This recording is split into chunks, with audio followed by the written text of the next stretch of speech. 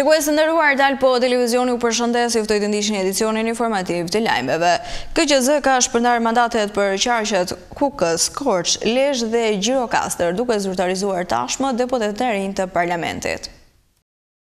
Komisioni Shtetëror i Zgjedhjeve dhe në krye të tij Ilirian Xhelibashi në seancën e mbajtur shpërndau mandatet e subjekteve zgjedhore dhe përcaktoi kandidatët fitues për qarqet. Komisioneri vendosi shpërndarjen e mandateve midis subjekteve zgjedhore dhe përcaktimin e kandidatëve fitues të qarqeve Kukës, Korç, Lezhë dhe Gjirokastër. Gjithashtu, KSZ miratoi rirenditjen e kandidatëve të mbetur, të cilët nuk kanë përfituar mandat në listat shumëemërore të subjekteve zgjedhore në bazë të renditjes në listë shumëemërore me renditje të fiksuar dhe ose numrit të votave parapëlqyese, duke filluar nga numri më i lartë i votave. Kështu, shpërndarja e mandateve në këto 4 qarqe është qarku Kukës, Koalicioni Partia Demokratike Aleanca për Shqipërinë Madhështore 2 mandate, Partia Socialiste e Shqipërisë 1 mandat. Qarku Korç, Partia Socialiste e Shqipërisë 6 mandate, Koalicioni Partia Demokratike Aleanca për Shqipërinë Madhështore 4 mandate. Qarku Lezhë, Koalicioni Partia Demokratike Aleanca për Shqipërinë Madhështore 4 mandate, Partia Socialiste e Shqipërisë 3 mandate dhe qarku Gjirokastër, Partia Socialiste e Shqipërisë 3 mandate, Koalicioni Partia Demokratike Aleanca për Shqipërinë Madhështore 1 mandat, ku kandidatët fitues të PS-s janë Mirela Furxhi, Tërmet Peçi, Piro Dhima. Kandidatët fitues të Koalicionit Partia Demokratike Aleanca për Shqipërinë Madhështore është Tritan Sheu. Jemi në këto momente me zhvillimet kryesore nga vendi.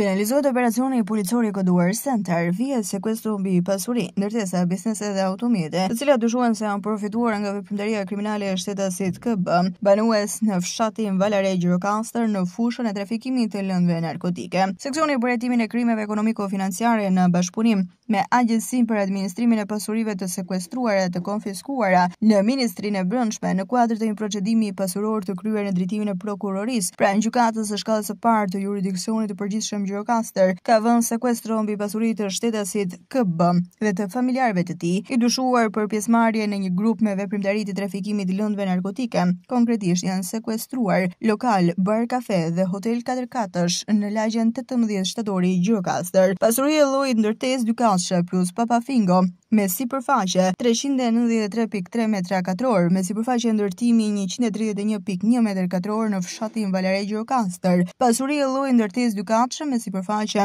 235 metër katror, ndërtesë në fshatin Valare. Pasuria e llojit truall, servis makinash me sipërfaqe 1216 metër katror, me sipërfaqe ndërtimi 276 metër katror në lagjen Gërhod Gjirokastër. Pasuria e llojit ndërtesë lokal me sipërfaqe 30 metër katror në lagjen Gërhod në Gjirokastër dhe një automjet tip Audi Q7. Gjithashtu janë vënë në sekuestro dhe 8 automjete në pronësi të 45 vjeçarit dhe familjarëve të tij, teksa punohet përgjetjen e tyre.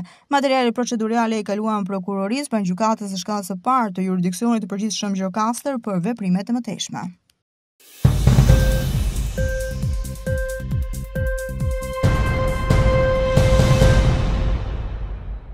Ndërsa qytetet kryesore turistike si Venecia, Barcelona apo Athina vijojnë të përballen me protesta nga vendasit të zhgënjur nga ndikimet negative të turizmit masiv, një ndryshim ndodh në peizazhin e udhëtimeve në Shqipëri, destinacioni që ka tërhequr një vëmendje të konsiderueshme përgjatë 5 vjeçarit të fundit. Kjo perlë në Evropën junglindore po përjeton një rritje të popularitetit, veçanërisht midis vizitorëve të etur për një përvojë autentike. Shqipëria po vlerësohet nga blogerët e udhëtimeve dhe platforma ndërkombëtare si një destinacion që duhet vizituar me patjetër.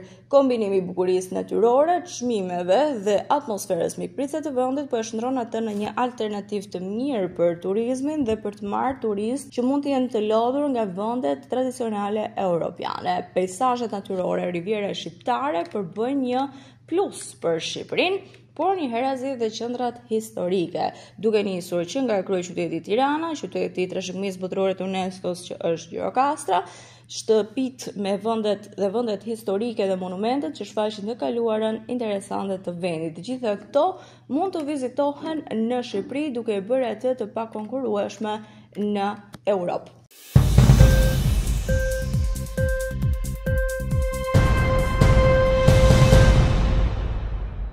Çmimet e naftës janë ulur për gati 5% gjatë orëve të fundit, pasi Izraeli është pajtuar për një armë pushim të mundshëm me Iranin për t'i dhënë fund këtij konflikti gati 14 ditor.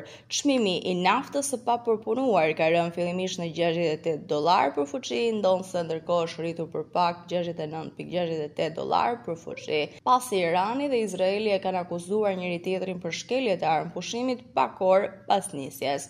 Çmimet e naftës janë rritur në ditët e fundit pas shqetësimeve se Teherani do të mund t'i pengonte furnizimet globale duke mbyllur ngushticën e Hormuzit, rrugë kryesore detare për transportin e naftës dhe gazit. Tregjet e aksioneve në SBA, Mbretëritë Bashkuar dhe Europë kanë qenë stabil, pasi presidenti amerikan Donald Trump i ka thënë Izraelit që të mos gjuajë me bomba, ndonse ka akuzuar dhe Iranin për shkelje të armë pushimit. Çmimi aktual i naftës është në nivelin që ishte kur Izraeli nisi raketa kundër qendrave bërthamore iraniane më 13 qershor. Sulmi ndikoi në rritjen e çmimit të naftës deri në $81 për fuqi, duke shtuar shqetësimet për rritje të çmimeve të produkteve të tjera të domosdoshme për jetesën.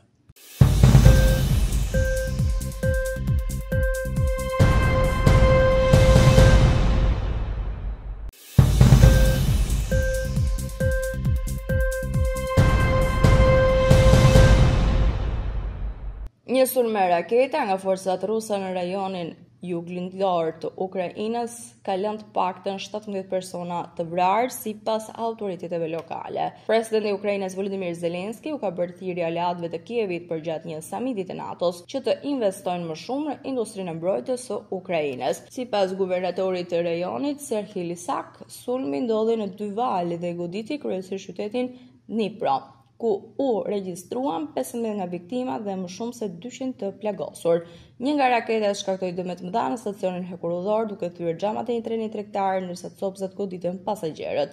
Sulmi gjithashtu dëmtoi 20 shkolla dhe një spital, mes të tyre janë të plagosur 18 fëmijë.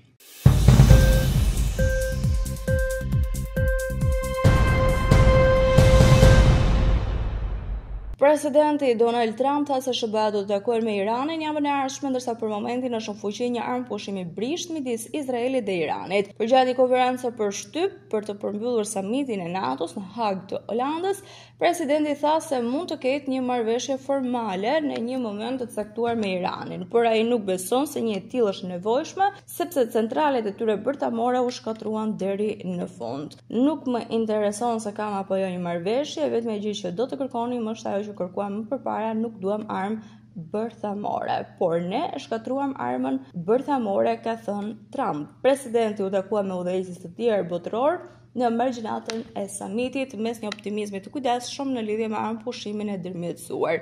Konflikti 12 ditor la 28 të vdekur në Izrael dhe qindra në Iran.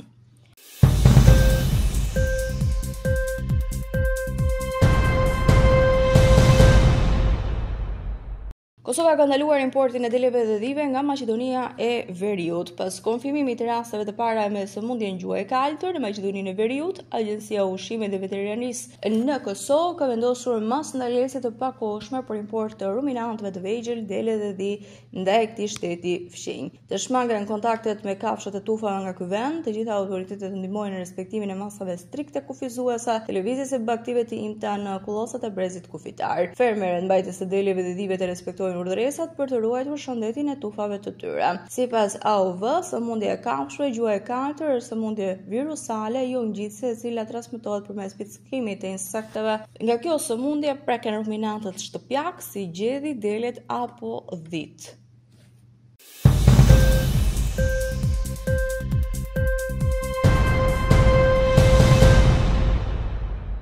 Ishte gjithçka e përgatitur për këtë edicion informativ lajmesh. Unë ju falenderoj për vëmendjen tuaj. Bashkë mirupafshim.